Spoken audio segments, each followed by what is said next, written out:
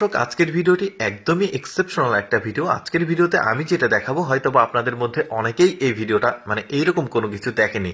শুরুতে দেখতে পাচ্ছেন এইটা বস্তা কিছু নিয়ে যাচ্ছে ট্রেনের মতো লাইন করে। এটা একটা মোরগের খামার, পাহাড়ি মোরগের খামার।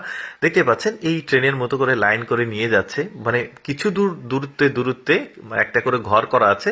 ওই ঘরগুলোতে কিন্তু প্রচুর পরিমাণে মোরগ রয়েছে, প্রায় 5 শতাধিক মোরগ করে রাখা আছে।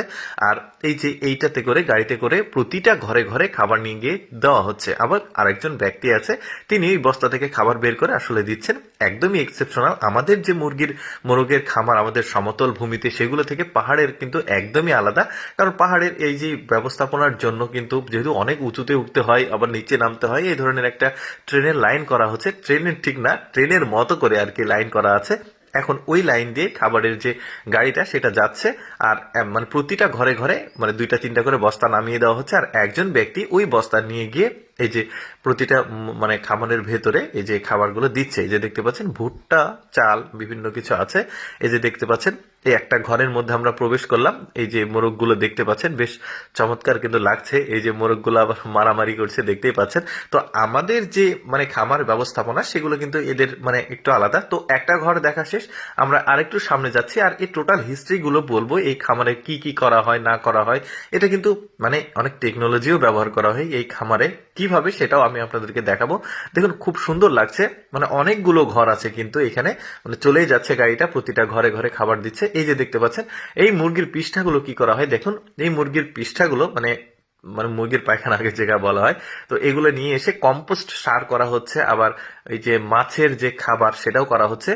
এই খামারের ঠিক নিচেই একটা ফ্যাক্টরির মতো করা আছে। এখানে সকল প্রসেসিং হয়, যে বস্তা করা হচ্ছে এই মুরগির পৃষ্ঠাগুলো, এগুলো মাছের খাবার, তারপরে আরো সার, কম্পোস্ট সার, সেগুলো তৈরি করা হবে। এই যে দেখতে পাচ্ছেন গাড়িটা আরেকটা ঘরের দিকে যাচ্ছে।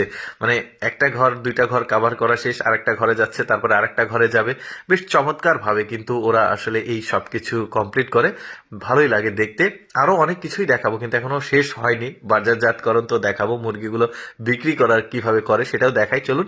এই যে দেখতে পাচ্ছেন এই মুরগিগুলো বিক্রির উপযোগী হয়ে গেছে। একটা নির্দিষ্ট ওজন তারা আসলে টার্গেট করে, যে এই ওজন হলে আমরা মুরগিগুলো বিক্রি করব। আমি কিন্তু মুরগি বলে ফেলেছি, মোরগ আর কি। তো এই যে এই ওজনটা হয়ে গেছে, গাড়িতে মেপে মেপে, পাল্লাতে, মিটারে মেপে মেপে এগুলো বাজারকরণ করা হবে। এখন বাজার সম্পর্কে একটা ইন্টারেস্টিং তথ্য দিই। এদের যে বাজার, পাহাড়ে যারা মোরগ মুরগির খামার করে, তাদের আলাদা একটা বাজার আছে। সেই বাজারটা নিয়ন্ত্রণ করে ওখানকার সেনাবাহিনী এবং পুলিশ কর্মকর্তারা। অর্থাৎ আপনি চাইলেই কিন্তু ইচ্ছা মতো মুরগির দাম বাড়িয়ে কমিয়ে বিক্রি করতে পারবেন না। একটা নির্দিষ্ট দাম তারা নির্ধারণ করে দিয়ে থাকে। পুলিশ, সেনাবাহিনী যারা আছে, তারা যারা খামার করে আর কি, বা এই পাহাড়ের উপরে উপরে যারা খামার করে, তাদের জন্য সকল নিয়ন্ত্রণ ব্যবস্থা আসলে তাদের উপরে ডিপেন্ড করে।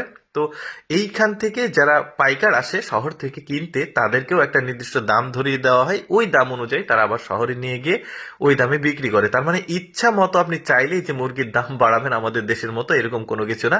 ওদের টোটাল নিয়ন্ত্রণ করে ওদের পুলিশ ব্যবস্থাপনা আর প্রশাসন ব্যবস্থাপনা। তো আমাদের দেশেও আসলে এরকম হওয়া উচিত। তো আমি সবসময় চেষ্টা করি আপনাদের সামনে এক্সেপশনাল ভিডিওগুলো উপস্থাপন করার, যেগুলো সচরাচর কম দেখা যায়।